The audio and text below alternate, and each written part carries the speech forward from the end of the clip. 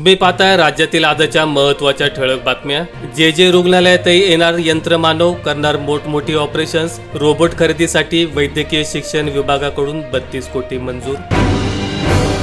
आरक्षणाला धक्का लागला तर मी राजकारणातून संन्यास घेईल, राष्ट्रवादी नेते प्रफुल्ल पटेल यांचे विरोधकांच्या प्रचाराला प्रत्युत्तर।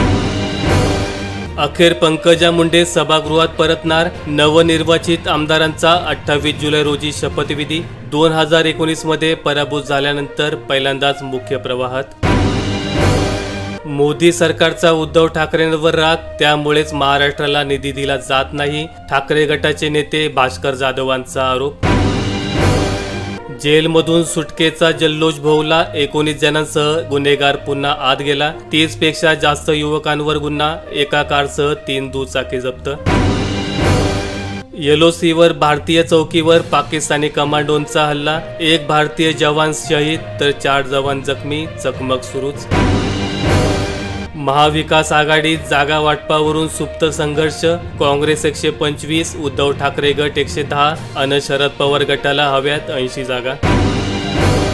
मुंबईतील कोपरा होणार चकाचक, नवे यांत्रिक वाहन काढणार अडगळीतील कचरा, 10 मायक्रोमीटर पर्यंत सूक्ष्म कण गोळा करता येणार।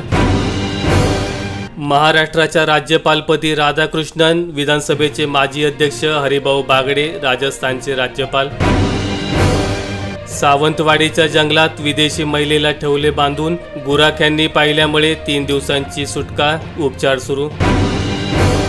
कोल्हापुरात पूरस्थिती बिकट, शहरातील प्रमुख 5 रस्ते बंद, जिल्ह्यालाही पुराचा विळखा घट्ट।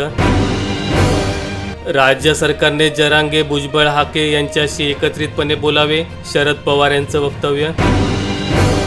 पोलीस भरतीत अग्निवीरांना प्राधान्य, राजस्थान, अरुणाचल प्रदेश सरकारची महत्त्वपूर्ण घोषणा। बटाट्यांनी तापवले राजकारण, बंगालचे व्यापारी संपावर, वाढत्या किमतीवरही नवीन पटनायक यांचे ममता बॅनर्जींना पत्र। माहिती आवडल्यास व्हिडिओला लाईक करून चॅनल सबस्क्राईब करा। धन्यवाद।